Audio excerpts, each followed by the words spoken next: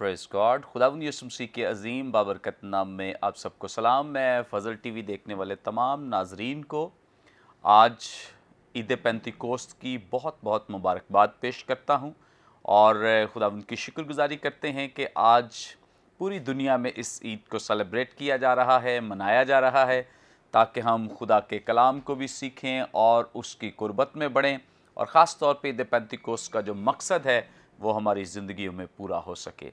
कलाम मुक़द्दस में से अपनी रहनुमाई के लिए हम एक हवाला तिलावत करेंगे, पढ़ेंगे। नए अहदनामे में से रसूलों के एमाल, इसका दूसरा बाब, पहली आयत से लेकर 13वीं आयत तक हम इसकी तिलावत करेंगे। खुदा उनकी ज़िंदगी बख्श पाक कलाम में ये मरकूम है।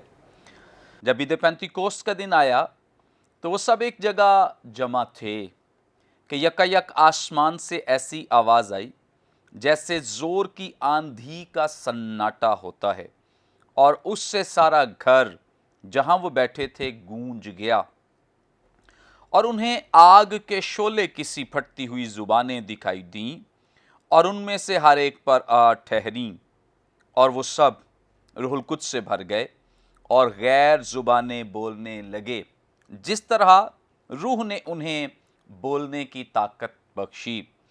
और हर कौम में से जो आसमान के तले है खुदा तरस यहूदी यरूशलेम में रहते थे। जब ये आवाज़ आई तो भीड़ लग गई और लोग दंग हो गए, और हर एक को यही सुनाई देता था कि ये मेरी ही बोली बोल रहे हैं। और सब हैरान और मुतआज्जब होकर कहने लगे, देखो ये बोलने वाले क्या सब गलीली नहीं? फिर क्यों कर हम में से हर एक अपने अपने वतन की बोली सुनता है, हालांकि हम पारथी और मादी और इलामी और मेसोपोटामिया और यहूदिया और कप्पदूकिया और पैंतूस और आसिया और फरोगिया और पंफिलिया और मिस्र और लिबुआ के इलाके के रहने वाले हैं, जो करीने की तरफ है, और रूमी मुसाफिर, ख्वा यहूदी ख्वा उनके मुरीद और करेती और अरब हैं, मगर अपनी अपनी ज़ुबान में उनसे खुदा के बड़े बड़े कामों का बयान सुनते हैं। और सब हैरान हुए और घबरा कर एक दूसरे से कहने लगे कि ये क्या हुआ चाहता है। और बाज ने ठट्ठा करके कहा, ये तो ताज़ा मै के नशे में हैं। कलाम मुक़द्दस के पढ़े सुने जाने पे खुदावंद की बरकत हो, आमीन।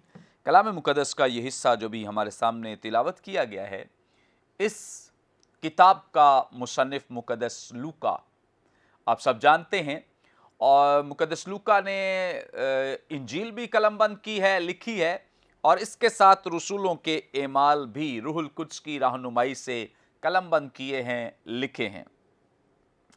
इस किताब का सबसे जो बड़ा वाक़या हमें दिखाई देता है वो ईद पेंतिकोस्त पर रूहुल कुद्स का नज़ूल है, कि इस दिन पाकरू जो है वो खुदा की जमात पर, लोगों पर नाजिल हुआ है, जो 120 की जमात इकट्ठी है।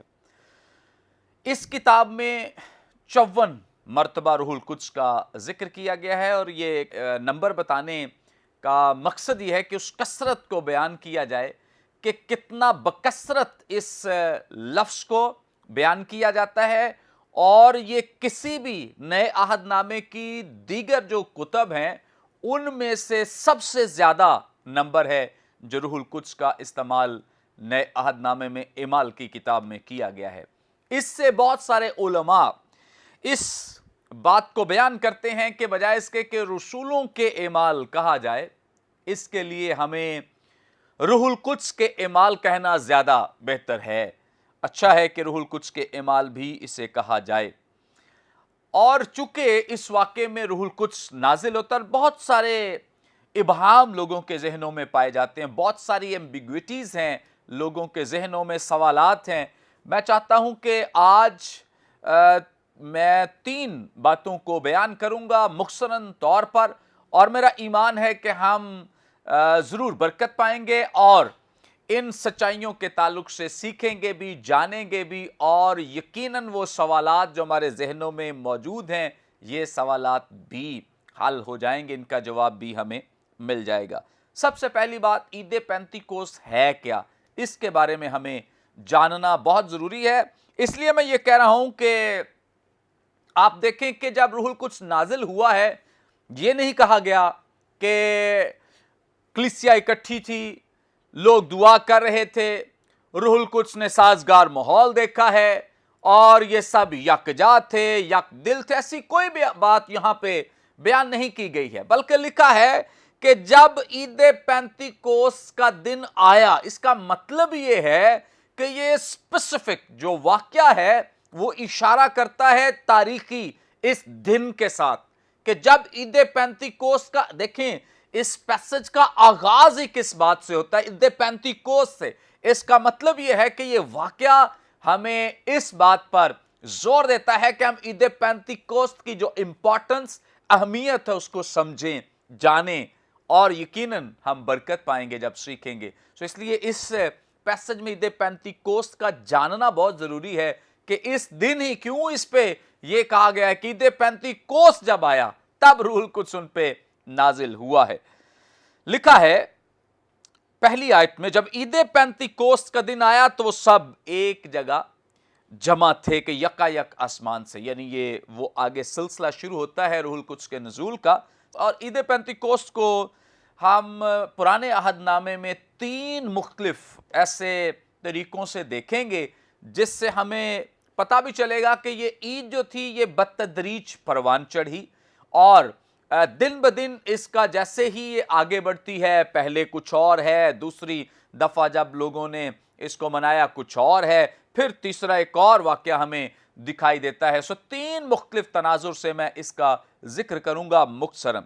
خروج، یہ حوالہ جات میں جتنے بتاؤں گا آپ بعد میں پڑھ سکتے ہیں، کیونکہ ہمارے پاس اتنا وقت نہیں ہوتا کہ ہم ان تمام حوالہ جات کو پڑھیں.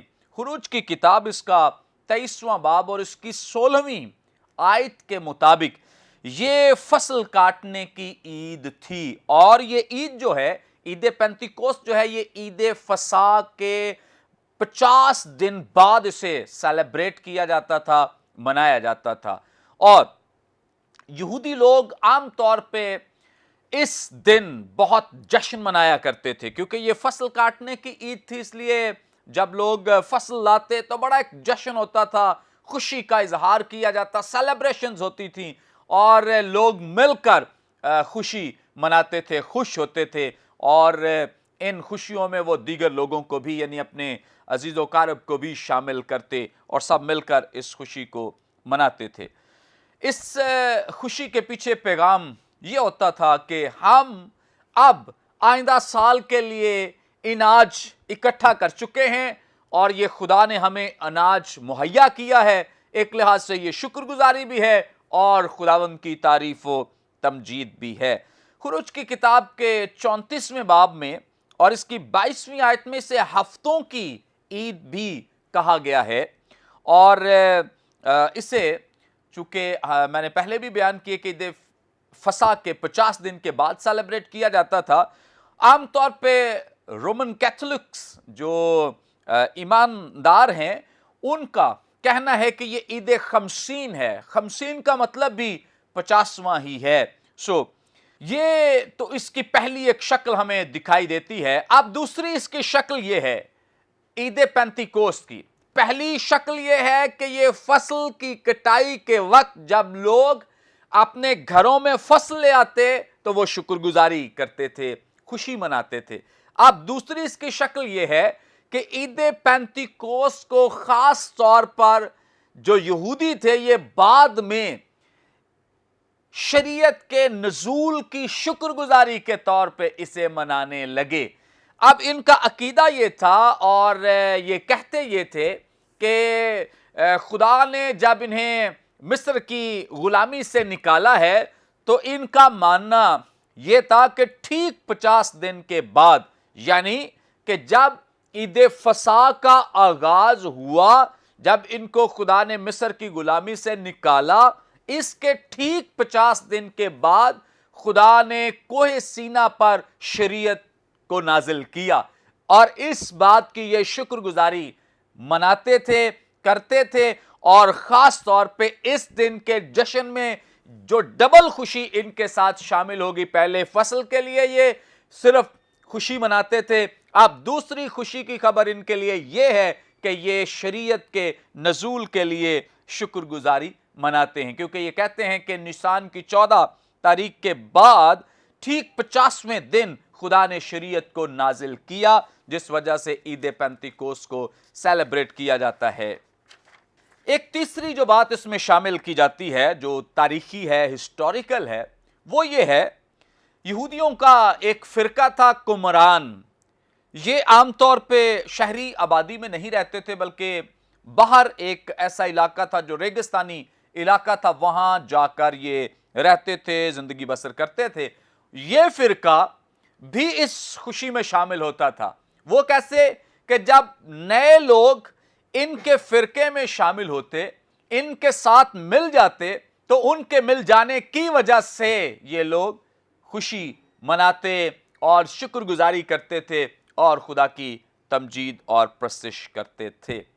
बहरहाल ये तो ईद पेंतिकोस्त का मुख्तसरन मैंने पस मंजर बयान किया, और भी बहुत कुछ कहा जा सकता है, लेकिन चूंकि मैं आगे जो दो अहम बातें हैं उन पे ज़्यादा फोकस करना चाहता हूं, इसलिए इतने पर हम इक्तफा करेंगे। आप मज़ीद इस पे रिसर्च कर सकते हैं, सीख सकते हैं।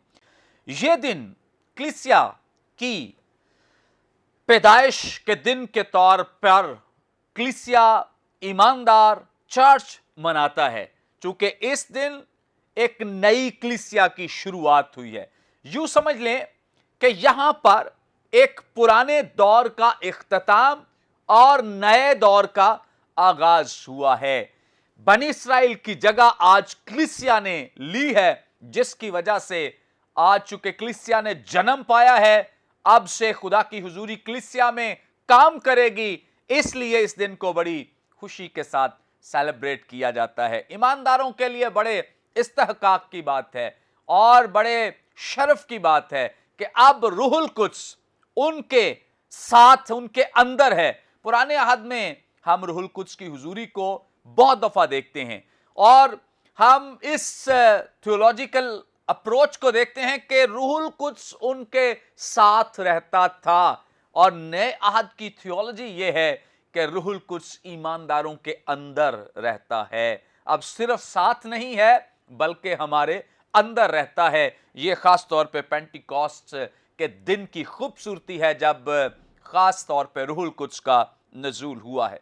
और यह खास तौर पे आज का जो दिन है, जो ईद पेंतिकोस्त का दिन है, ये खुदावंद यीशु मसीह की ज़ुबान अक़दस से इरशाद हुए उन अल्फाज की तकमील भी है जो उन्होंने एमाल की किताब ही में पहले बाब की 8वीं आयत में बयान किए हैं, जहां पर लिखा है कि जब रूहुल कुद्स तुम पर नाजिल होगा तो तुम कुव्वत पाओगे और यरूशलेम और तमाम यहूदिया और सामरिया में बल्कि जमीन की इंतहा तक मेरे गवाह होगे। सो ये दिन खास तौर पे उस एक वादे की तकमील है, कामलियत है, कंप्लीशन है कि इस दिन खुदावंद यीशु मसीह का वो वादा जो है वो पूरा होता है।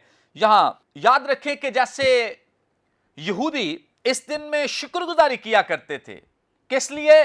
क्योंकि इस दिन एक तो उनका शुक्रगुजारी का अंदाज यह है कि वो फसल के लिए शुक्रगुजारी करते हैं, दूसरा शुक्रगुजारी का बड़ा जवाब यह है कि शरीयत नाजिल हुई है। अब ईमानदार जो हैं, जो कलीसिया है, जो चर्च है, ये क्यों शुक्रगुजारी करता है इस दिन? इसलिए क्योंकि ईद पेंतिकोस्त के दिन हम इस चीज को रियलाइज करते हैं कि हमें जो खुदा की शरीयत है वो यीशु मसीह के वसीले से और रूहुल कुद्स की रहनुमाई में मिली है। अब हम पुरानी जो मूसवी शरीयत है उससे बढ़कर यीशु मसीह की शरीयत के ताबे आ गए हैं और उस शरीयत को हमने लिया है। अब यहां पे किसी के अंदर कोई ऐसा शक व शुबा पैदा ना हो, मूसवी शरीयत का जो मेयार है या जो मूसवी शरीयत है, कई दफ़ा लोग पूछते हैं कि हम जब ये कहते हैं कि यीशु मसीह की नई शरीयत आ गई है तो लोग कहते हैं क्या हमें पुरानी शरीयत को नहीं मानना चाहिए?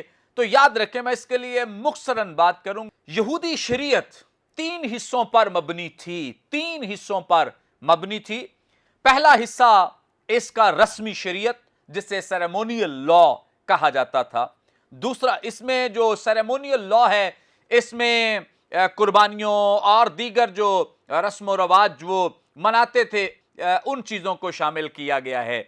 दूसरा, एक और जो शरीयत का हिस्सा है, इसे हम सिविल लॉ, शहरी शरीयत, मुआशरती शरीयत, और बहुत सारे उलमा इसे the law of the land भी कहते हैं। मतलब ये कि ये उस वक्त के ज़मीनी लॉज थे जो इनके पास थे या जिसके ये ताबे थे। अब पहला मैंने बयान किया है सेरेमोनियल लॉ, जिसके मसीही ताबे नहीं है। याद रखें, अब मसीही इसलिए ताबे सेरेमोनियल लॉ के नहीं है क्योंकि कुर्बानियों का सिलसिला खुदावंद यीशु मसीह में मुकम्मल कर दिया गया है। सेरेमोनियल लॉ के ताल्लुक से यानी रस्मी जितनी भी शरीयत है वो हमारे लिए यानी ईमानदारों के लिए, मसीहियों के लिए नहीं है। अब मसीही किसी भी यहूदी रस्म का उस तरह से हिस्सा नहीं है, बल्कि खुदावंद यीशु मसीह ने हमें जो नई शरीयत दी है कि उसने अपनी कुर्बानी के वसीले से हमारी जो रसाई है वो बाप तक करवा दी है। अब हम इसके ताबे हैं, इस शरीयत के। दूसरा मैंने बयान किया सिविल लॉ। याद रखें कि सिविल लॉ उस वक्त तक ही थे, यानी यहूदी जहां रहते थे उस वक्त के जो लॉज थे उनके वो ताबे थे। आज भी यहूदी अगर वो अपने मुल्क में नहीं किसी और मुल्क में है तो उनके लिए जरूरी है कि वो वहां के सिविल लॉज जो हैं उनको ओबे करें, ना कि अपने सिविल लॉ वहां पे उनके सामने जाकर पेश करें। और इसी तरह से अगर यहूदी अपने सिविल लॉज के खुद किसी और मुल्क में ताबे नहीं है तो इसका मतलब यह है कि मसीही भी इस लॉ के अंडर नहीं है। तीसरा, एक और जुज या हिस्सा इस खास तौर पे शरीयत का जो मैं बयान करने जा रहा हूं वो है मॉरल लॉ, अखलाकी शरीयत, जिसको दुनिया की कोई कुव्वत तब्दील नहीं कर सकती है, जिसमें 10 अहकाम भी शामिल हैं। जो मॉरल लॉ है, जो अखलाकी शरीयत है, खुदावंद यीशु मसीह ने उसको खत्म नहीं किया, बल्कि उसमें और खूबसूरती के साथ उसकी वजाहत करके कलीसिया के सामने पेश। मैं आगे नहीं जाऊंगा, बस मैं यही कहना चाहता हूं कि हमारे लिए मूसवी शरीयत की ये कंप्लीशन हो चुकी है, और जो मॉरल लॉ है पुराने अहदनामे का वो आज भी हम पर फर्ज है कि हम उसे ओबे करें। जैसे तुझ खून ना करना, जिना ना करना, चोरी, ये सारे वो कवानीन हैं जो खुदा ने पुराने अहदनामे में अखलाकी शरीयत में अता किए हैं।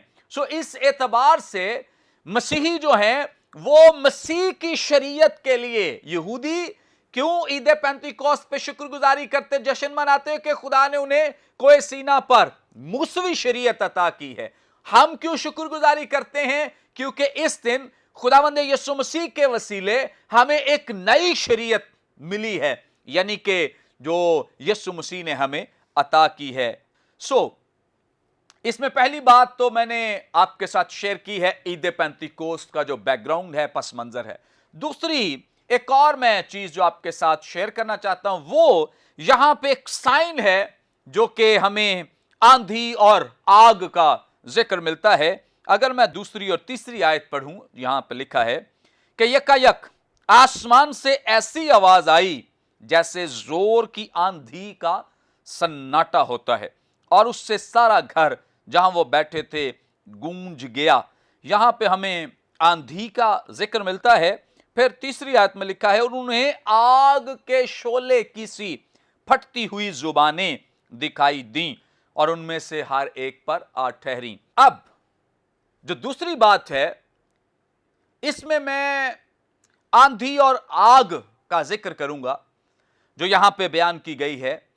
तीसरी आयत में एक और हिस्सा भी है जिसे हम गैर जुबानों के तौर पे देखते हैं, इसको भी मैं आज बयान करूंगा। चूंकि मैंने पहले बयान किया, मैं 3 बातें बयान। दूसरी बात यह है आंधी और आग। पुराने अहदनामे में आंधी और आग जो है ये खुदा की हुजूरी को पेश करती है।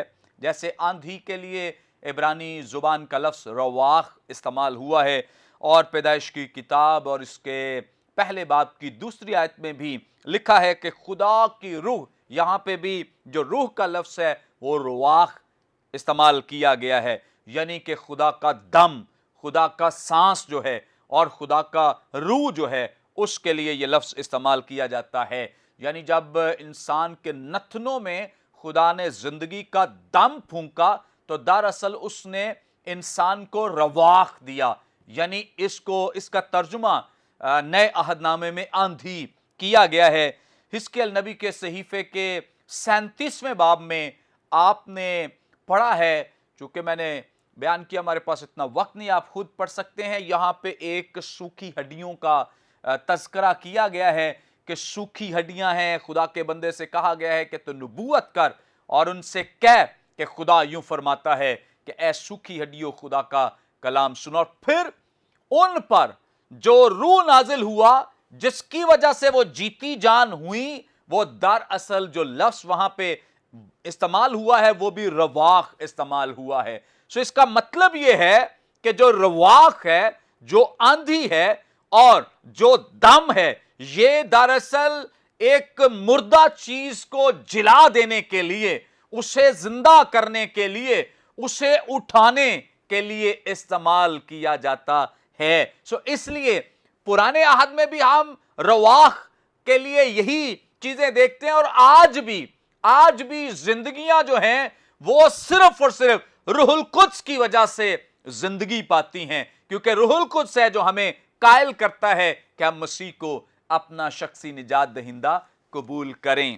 اس کے لیے یونانی زبان کا لفظ پنوئما استعمال کیا گیا ہے. کچھ لوگ نوئما بھی بولتے ہیں اور کچھ پنوئما بھی بولتے ہیں, درست ہے. جب روح القدس نازل ہوتا ہے, نئے عہد نامے میں ہو یا پرانے میں, تو یاد رکھیں کہ یہ زندگی لاتا ہے, یہ تازگی لاتا ہے, برکت لاتا ہے اور خدا کی طرف سے بحالی کو لاتا ہے. اور اسی طرح سے چونکہ ہوا آندھی جو ہے یہ بھی اس چیز کو بیان کرتی ہے, اور اس کے ساتھ ساتھ جو آگ ہے یہ بھی خدا کی حضوری کو پیش کرتی ہے. جیسے خروج کی کتاب کے 19ویں باب کی 18ویں آیت میں کوہ سینا پر بھی ہمیں یہ آگ دکھائی دیتی, پھر جلتی ہوئی جھاڑی, خاص ایک ہمارے پاس ثبوت ہے اس کا. پرانے عہد نامے میں یہودیوں کو یہ استحقاق حاصل تھا کہ صرف جو یہودی لوگ ہیں انہوں نے خدا کی حضوری کا تجربہ کیا ہے. لیکن کیسی خوشائند بات ہے, اب مسیح کی شریعت میں, نئے عہد نامے میں, یہ کسی ایک قوم تک, کسی ایک قبیلے تک, کسی ایک گروہ تک محدود نہیں ہے. آج دنیا کا کوئی بھی شخص کسی بھی مذہب سے اس کا کیوں نہیں تعلق, کسی بھی گروہ سے اس کا کیوں نہیں تعلق, جب وہ مسیح کی کلیسیا میں شامل ہو جاتا ہے, روح القدس کا تجربہ کرتا ہے, روح القدس کی حضوری کو پا لیتا ہے. اور کیسی حیرانی کی بات ہے, اب میں نے پہلے بیان کیا کہ یہ جو عید پینتیکوست کہا گیا اس کے لیے بہت بڑا لاجک ہے.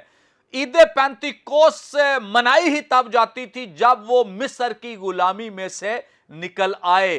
کوئی بھی شخص جب تک وہ کلیسیا میں شامل نہیں ہو جاتا, جب تک وہ کلیسیا میں آ نہیں جاتا, جب تک وہ چرچ کا حصہ نہیں بن سکتا, روح القدس کی حضوری, روح القدس کا نزول اس کے لیے ناممکن ہے, اس کے لیے امپاسبل ہے کہ وہ خدا کی حضوری کا تجربہ کر سکے.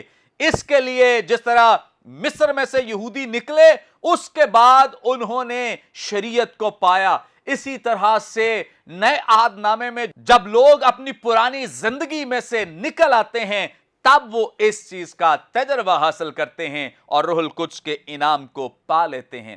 اب میں اس کے تیسرے حصے کی طرف بڑھوں گا, میں اور اس کو مختصر کروں گا. جو میں نے 3 باتیں بیان کی, پہلی بات کا ذکر ہے عید پینتیکوست, دوسرا ہے آندھی اور آگ. اب تیسری اہم چیز جس پہ میں زور دینا چاہتا ہوں اور بہت سارے لوگ یہ سوال پوچھتے ہیں وہ ہے غیر زبان. یہاں پہ غیر زبان نازل ہوئی ہے, بہت سارے لوگوں کے کئی طرح کے سوال ہیں. میرا ایمان ہے کہ آج کے اس پیغام کے بعد غیر زبانوں سے متعلق آپ کے بہت سارے سوالوں کے جواب آپ کو مل جائیں گے اور آپ برکت پائیں گے. یہ بہت حساس موضوع ہے, کئی لوگ اس پہ سننا بھی نہیں چاہتے ہیں اور کچھ لوگ اس کے لیے اتنے انتہا پسندی کا شکار ہیں. ان کا کہنا ہے کہ جو غیر زبان نہیں بولتا وہ تو دراصل مسیحی ہو نہیں سکتا. یہ انتہا پسندی ہے. دوسری ایک اور انتہا پسندی ہے, وہ یہ ہے کہ جو نہیں بولتے ہیں وہ بولنے والوں کو سمجھتے ہیں کہ یہ درست نہیں ہے, یہ غلط طریقے سے عبادت کرے. یہ دونوں انتہا پسندانہ جو قسم کا رویہ رکھنے والے لوگ ہیں, یہ دراصل خدا کی مرضی کے تابع نہیں ہیں, جو انتہا پسندی والا رویہ ہے. آج میں خاص طور پہ ان چیزوں کو آپ کے سامنے رکھوں گا تاکہ ہم اپنے انتہا پسندی والے رویے سے نیچے آئیں اور ایک ایماندار کا رویہ اپنا سکیں. غیر زبان کے لیے مختلف اصطلاحات نئے عہد نامے میں بیان کی گئی ہیں, جیسے نئی زبانیں, غیر زبانیں, طرح طرح کی زبانیں, بیگانہ زبانیں, آدمیوں کی زبانیں, فرشتوں کی زبانیں. اب پہلا گروہ, یہ وہ گروہ ہے جو غیر زبان کو مسیحی ہونے کی کسوٹی سمجھتا ہے کہ اگر کوئی مسیحی ہے تو اس کا پتہ کس چیز سے لگے گا کہ وہ غیر زبان بولتا ہے. اور ان کا خیال یہ ہے کہ جو غیر زبان نہیں بولتا اس کو روح القدس نہیں ملا اور وہ مسیحی بھی نہیں ہو سکتا ہے. اس کے لیے کلام مقدس میں مختلف حوالہ جات ہیں جو یہ استعمال کرتے ہیں, اور جو یہ استعمال کرتے ہیں انہی میں کچھ ایسے حوالہ جات ہیں جو ان کی سپورٹ نہیں کرتے ہیں. اب اعمال کی کتاب اس کا 2 باب اور 4 آیت, جیسے ابھی ہم نے جو حصہ پڑھ رہے ہیں اس میں ہم نے دیکھا ہے عید پینتیکوست کے دن جب روح القدس نازل ہوا ہے, غیر زبانیں بھی نازل ہوئی ہیں. دوسرا ایک اور واقعہ ہے اعمال کی کتاب 10 باب کی 44ویں آیت سے 46ویں آیت تک. یہاں پطرس رسول کے وسیلے روح القدس نازل ہوا اور غیر زبانیں بھی نازل ہوئیں. بڑا اہم نقطہ ہے, غور سے سنیے. تیسرا ایک اور واقعہ رسولوں کے اعمال 19واں باب 6 آیت, پولس رسول افسس میں ایمانداروں پر ہاتھ رکھ کر دعا کرتے ہیں اور روح القدس نازل ہوا ہے اور اس کے ساتھ غیر زبانیں بھی نازل ہوئی ہیں. چوتھا واقعہ رسولوں کے اعمال 9واں باب 17ویں آیت, یہاں مقدس پولس رسول پر روح القدس نازل ہوا لیکن غیر زبان کے نازل ہونے کا یہاں پر کوئی ذکر موجود نہیں ہے, اگرچہ بعد میں انہیں غیر زبان ملی اور وہ غیر زبانیں بولتے تھے, لیکن اس وقت کوئی واقعہ ان کے ساتھ ہمیں غیر زبانوں کا دکھائی نہیں دیتا ہے.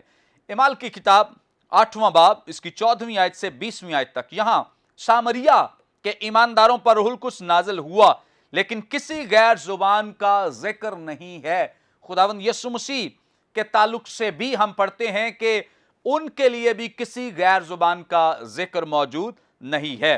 ان سب باتوں کو لے کر اب ہم کوئی بھی حتمی رائے قائم نہیں کر سکتے ہیں, آپ کوئی کسوٹی نہیں بنا سکتے کہ جی اب میں جس واقعے کو بیان کر رہا ہوں کہ سامریہ کے ایمانداروں پر روح القدس نازل ہوا ہے لیکن غیر زبان نہیں ملی ہے, تو ہم کیسے کہہ سکتے ہیں کہ جی جس کو روح القدس ملا ہے اس کو ضرور غیر زبان ملنی چاہیے. غیر زبان مل بھی سکتی ہے, نہیں بھی مل سکتی ہے. اس کے لیے ہم کوئی ایسا پیمانہ سیٹ نہیں کر سکتے ہیں, ہم لوگوں کو جج نہیں کر سکتے ہیں, ہم ان کے منصف نہیں بن سکتے ہیں کہ جی اس کو غیر زبان نہیں ملی تو یہ ایماندار ٹھیک نہیں ہے. یہ انتہا پسندی والا رویہ درست نہیں ہے, چاہے وہ کسی ڈینومینیشن کا بھی ہو, کسی ایماندار کا بھی ہو, یہ رویہ درست نہیں ہے.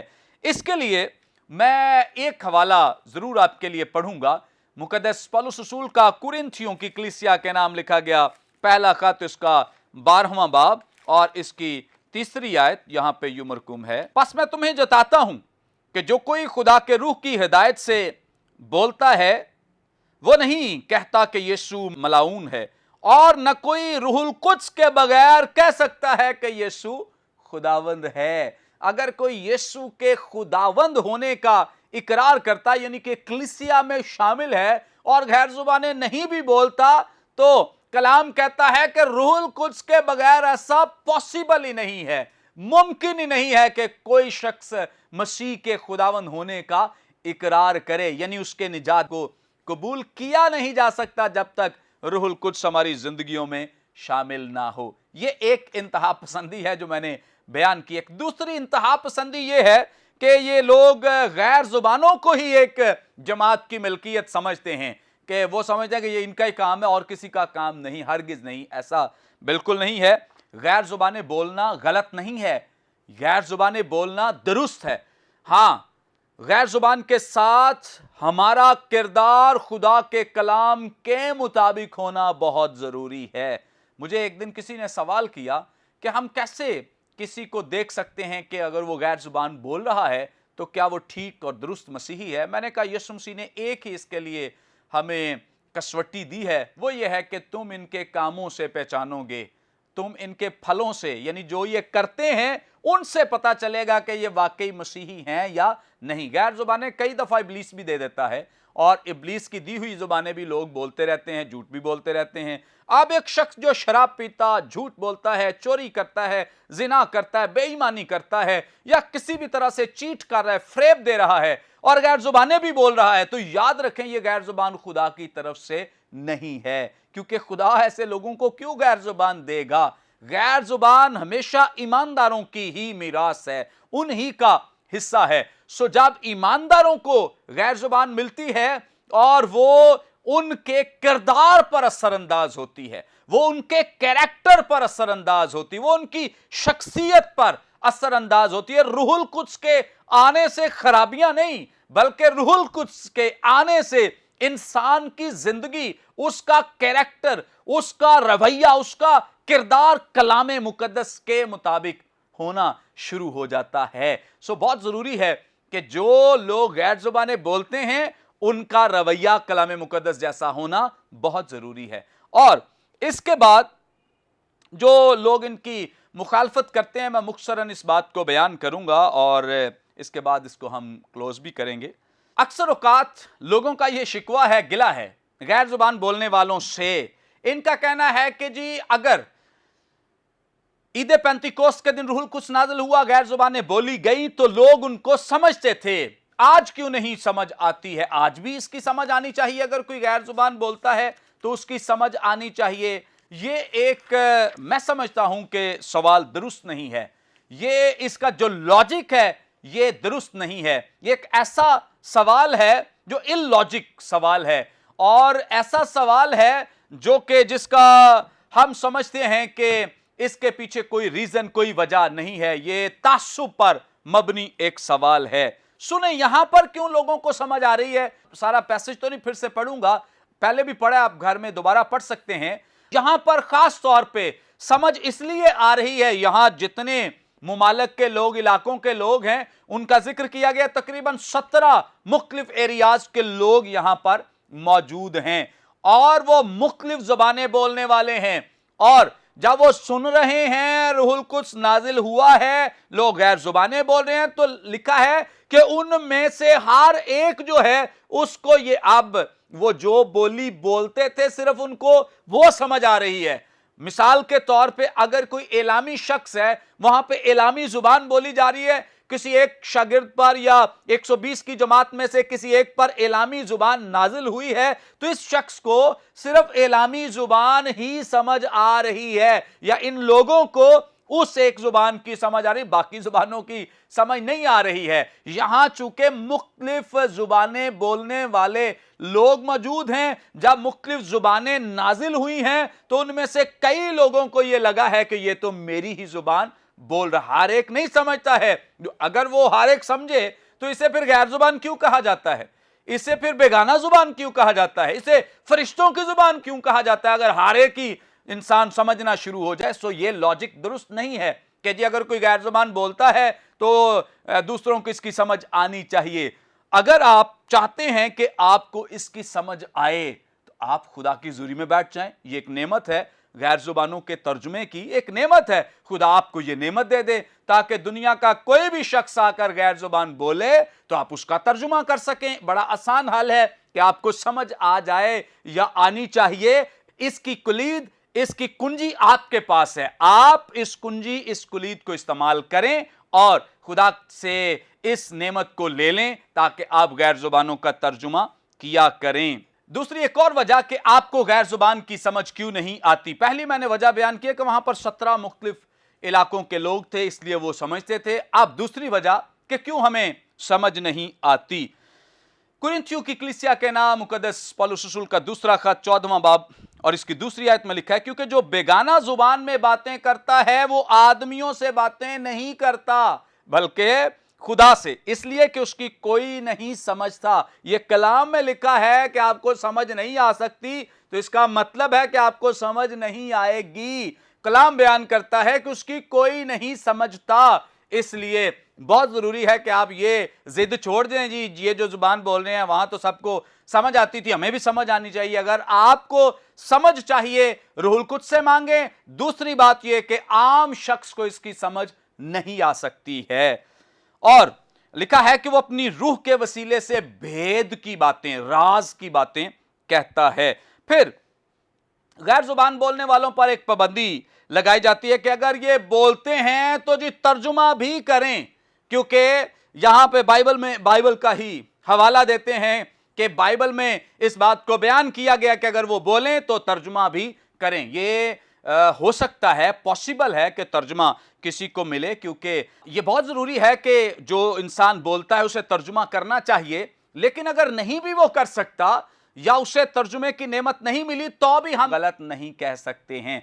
अब दो यहां पे दोनों तरह के रवैये रखने वाले लोगों से मैं कहना चाहता हूं कि जो गैर जुबानें बोलने वाले हैं उनको वैसे ही जहां पे ऐसा क्राउड हो, ऐसे लोग वहां गैर जुबान बोलने से जरा गुरेज किया जाए तो दुरुस्त है। और दूसरे लोग अगर सुनते हैं तो वो भी बराए मेहरबानी उन पर ज्यादा एतराज ना करें। कुरिन्थियों की कलीसिया को खत लिखते हुए 14वें बाब की 39वीं आयत में जो पहला खत है, यहां पर गैर जुबानें बोलने से मना ना करो यह बयान किया गया है, लिखा गया। सो हमें कभी भी इस तरह का रवैया अपनाने की जरूरत नहीं है।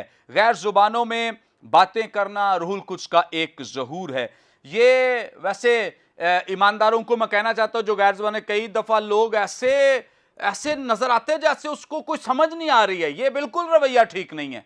कलाम में कोई ऐसा वाकया नहीं लिखा कि जब रूहुल कुद्स आए तो आपको समझ ही ना आए, आप ऐसे हड़बड़ा उठे। कई मैंने देखे हैं ऐसे अजीब तरह के एक्शन करते हैं, कोई गिर जाता है, कोई पता नहीं क्या क्या जमीन पे लेटते हैं। अजीब तरह के रवैये हैं लोगों के कि ये जी रूहुल कुद्स का, ये रूहुल कुद्स नहीं है। याद रखें, ये रूहुल कुद्स क्यों ऐसे करेगा भाई? आपको तड़पा कर जमीन पर पटकने से रूहुल कुद्स को क्या फायदा है? कोई फायदा नहीं है। इस तरह का काम रूहुल कुद्स का नहीं हो सकता है। और मैंने देखा कि लोग ऐसे तड़प रहे हैं जैसे कोई मछली ऐसे ऐसे तड़प रही है, और अजीब तरह की हालत लोगों की। ये रूहुल कुद्स नहीं है, नहीं हो सकता ये रूहुल कुद्स। खुदा माफ करे ऐसे लोगों को भी और इस तरह के रवैयों से भी हमें बचाए। इस तरह से रूहुल कुद्स नाजिल नहीं होता है। खुदारा इसमें अपनी तस्सीह करें और अपने आप को दुरुस्त करने की जरूरत है। आखिर में मैं आपकी हौसला अफजाई करना चाहता हूं कि गैर जुबानें किसी एक जमात की मिल्कियत नहीं है, सब बोल सकते हैं रूहुल कुद्स की तहरीक से। ये एक नेमत है, कलाम में लिखा है। और इसके साथ साथ इसका जो तर्जुमा है वो भी एक नेमत है। आप रूहुल कुद्स की नेमतों के लिए और उसके उन तमाम फलों के लिए दुआ कर सकते हैं ताकि खुदा रूहुल कुद्स की नेमतें हमारी ज़िंदगियों में अता करे। आपको गैर ज़ुबान की नेमत भी मिल सकती है, तर्जुमे की नेमत भी मिल सकती है। खुदावंद अपने कलाम के वसीले हम सबको बरकत दे। Thank you so much.